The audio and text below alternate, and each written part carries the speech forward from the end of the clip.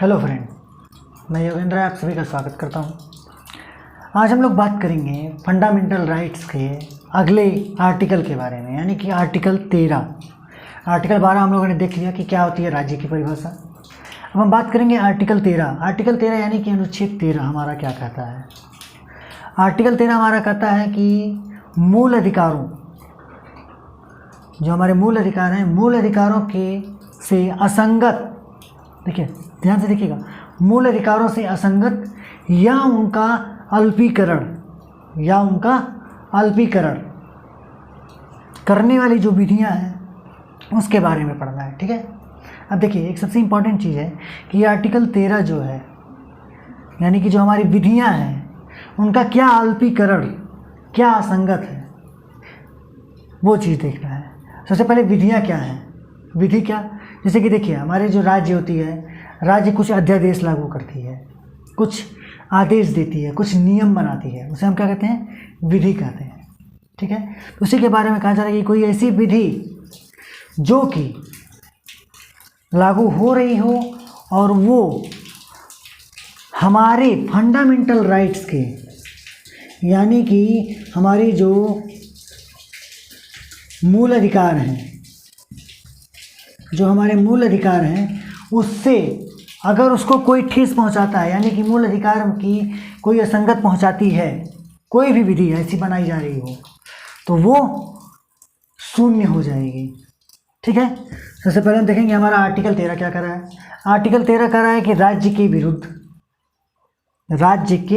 विरुद्ध नागरिकों के मूल अधिकार, नागरिकों के मूल अधिकार के संरक्षण का जो काम करता है, उसकी जो गारंटी देता है, वो हमारा आर्टिकल नंबर 13 है। आर्टिकल 13 क्या है, राज्य के विरुद्ध नागरिकों को अगर कोई संरक्षण देता है, मूल अधिकार का अगर कोई संरक्षण देता है, मूल अधिकार को बचाने की कोई गारंटी देता है, तो वो है 13, आर्टिकल 13, अनुच्छेद 13। क्या करता है वो, गारंटी कैसे देता है, वो यह कहता है कि राज्य ऐसी कोई भी विधि नहीं बनाएगा, राज्य ऐसी कोई भी विधि नहीं बनाएगा जो हमारे फंडामेंटल राइट्स, यानी कि हमारे मूल अधिकार को ठेस पहुंचा रही हो। ठीक है। इसमें कई सारे पार्ट को हमको पढ़ना है। सबसे पहले हम पढ़ेंगे 13 का 1। 13(1) क्या कहता है। 13(1) हमारा कहता है, इसमें कहा गया है कि संविधान जो हमारा लागू हुआ था, संविधान हमारा लागू कब हुआ, सबको याद होगा, 26 जनवरी सन 1950 को हमारा संविधान लागू हुआ। उससे पहले की जो भी विधियां बनाई गई होंगी, उससे पहले जो भी विधि बनाई गई होगी, जो भी नियम बनाए गए होंगे, वो लागू हो रहे थे, तब तक कोई दिक्कत नहीं है। लेकिन 26 जनवरी 1950 को जब हमारा संविधान लागू हो जाता है, उसके बाद अगर कोई ऐसी, उसमें पहले की जो भी विधि है उसमें से ऐसी कोई विधि बच रही है जो हमारे मूल अधिकारों को ठेस पहुंचा रही हो, तो उसे शून्य कर दिया जाएगा। उसे क्या किया जाएगा, शून्य कर दिया जाएगा। देखिए इसका परिभाषा में देख लेना क्या लिखा जाएगा, लिखना और नोट्स के बारे में, नोट्स जिसको बनाना उसके लिए बता दूँ। इसमें कहा गया है कि भारतीय संविधान के लागू होने से ठीक पहले भारत में प्रचलित सभी विधियां, जो भी विधियां हैं, सभी विधियां उस मात्रा तक शून्य रहेंगी, या उस मात्रा तक शून्य होंगी जहां तक कि ये संविधान भाग 3 के उपबंधों से असंगत है। बता दिया हूं।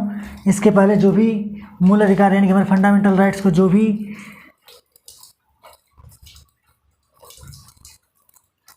उसे दिक्कत कर पहुंचाएगा, उसके लगेगा कि हाँ ये हमारे मूल अधिकार को ठेस पहुंचा रहा है, तो वो क्या हो जाएगी, शून्य हो जाएगी। ठीक। उसके बाद हम बात करेंगे आर्टिकल नंबर 13 के दूसरे पार्ट की। आर्टिकल नंबर 13 की दूसरा पार्ट ये क्या कहता है, ये कहता है राज्य कोई भी ऐसी विधि, ऐसी कानून नहीं बनाएगा जो मूल अधिकार का उल्लंघन करता है, इस खंड का उल्लंघन करता हो। ठीक। अगर ऐसा कोई अधिकार वो बना रहा है, राज्य कोई भी अधिकार बना रहा है, कोई नियम बना रहा है, कोई अध्यादेश लागू कर रहा है, तो वह और वो अध्यादेश, वो नियम, वो कानून मूल अधिकार को अगर मूल अधिकार से किसी के अधिकार को छीनती है, किसी व्यक्ति के अधिकार को अगर छीनती है, तो वह शून्य हो जाएगी। ठीक है, यानी कि जो हमारे आर्टिकल 13 का अनुच्छेद 13 का दूसरा पार्ट है वो कह रहा है कि राज्य ऐसी कोई भी विधि नहीं बनाएगा, राज्य जो हमारा है वो ऐसी कोई भी विधि नहीं बनाएगा जो हमारे किसी भी व्यक्ति के मूल अधिकारों को छीन रहा हो। अगर ऐसा होता है तो वह विधि, वह अध्यादेश, वह नियम शून्य कर दिया जाएगा। फिर अगले की बात करते हैं, अगले पार्ट की, यानी कि अनुच्छेद 13 का तीसरा पार्ट। अनुच्छेद 13 का तीसरा पार्ट क्या कहता है कि विधि के अंतर्गत, भारत की जो भी विधि है, विधि के अंतर्गत अगर कोई अध्यादेश, आदेश, अध्यादेश क्या है, देखिए जैसे राष्ट्रपति क्या करते हैं, राज्यपाल क्या करते हैं, वो अध्यादेश लागू करते हैं। कोई अध्यादेश, कोई आदेश, कोई उपविधि, कोई नियम, कोई उपनियम, कोई रूढ़, कोई अधिसूचना, कोई प्रथा में से कोई भी अगर किसी भी अधिकार का अगर उल्लंघन करता है तो न्यायालय उसे चुनौतियों के द्वारा शून्य कर सकता है, न्यायालय उसे चुनौती दे सकता है। समझ लीजिएगा बहुत ध्यान से। इस विधि के अंतर्गत 13(3) के, यानी कि आर्टिकल 13 के तहत, जो तीसरा पार्ट है वो कहता है कि आर्टिकल 13 के तहत अगर भारत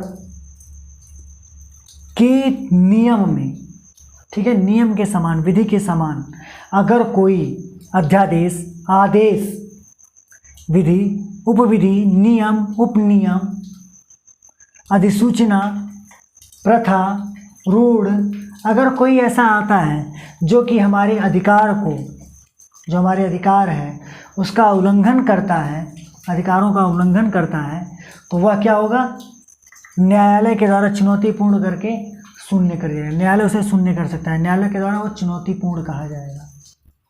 अब इससे देखिए एक सबसे इम्पॉर्टेंट है आर्टिकल 13 का चौथा पार्ट। ये चौथा पार्ट इसलिए इम्पॉर्टेंट है क्योंकि ये बाद में जोड़ा गया है, पहले ये मूल अधिकार में नहीं था, लेकिन ये बाद में जोड़ा गया है। कब?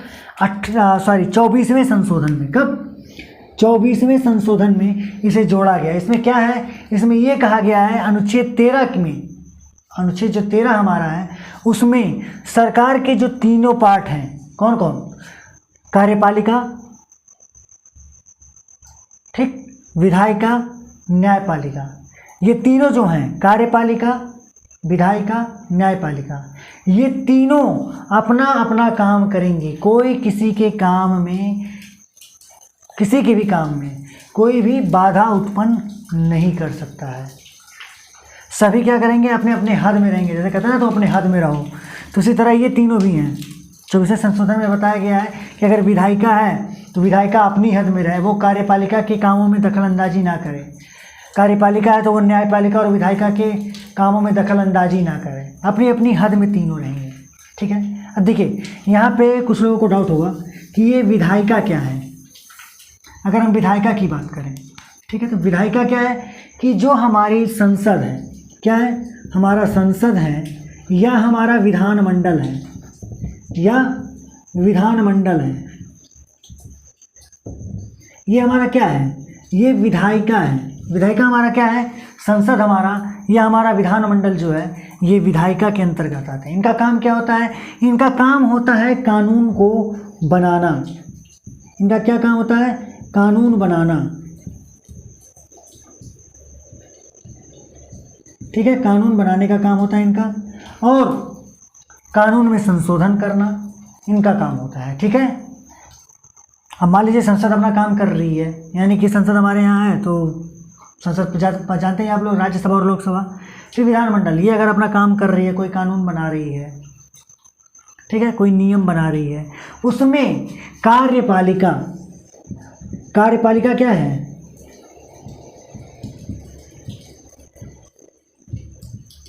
कार्यपालिका उसमें कोई भी हस्तक्षेप नहीं करेगा।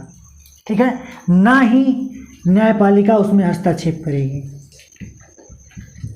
ना ही कार्यपालिका ना ही न्यायपालिका, दोनों में से कोई इसमें विधायिका में हस्तक्षेप नहीं करेंगे। उसके बाद अगर हम बात करें तो आता है हमारा कार्यपालिका। अब कार्यपालिका क्या है, कार्यपालिका की अगर हम बात करें तो कार्यपालिका यानी कि राष्ट्रपति, उपराष्ट्रपति, ठीक है, राष्ट्रपति, उपराष्ट्रपति, ठीक है, उपराष्ट्रपति, प्रधानमंत्री,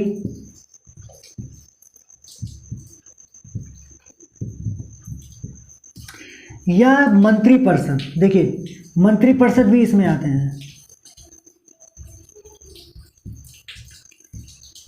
या कुछ अधिकारी कर्मचारी, जो बड़े अधिकारी और कर्मचारी होते हैं वो भी वहाँ पर इनकी सहायता के लिए होते हैं। देखिए ये जो है प्रधानमंत्री और मंत्रिपरिषद, ये इनकी सहायता के लिए होते हैं।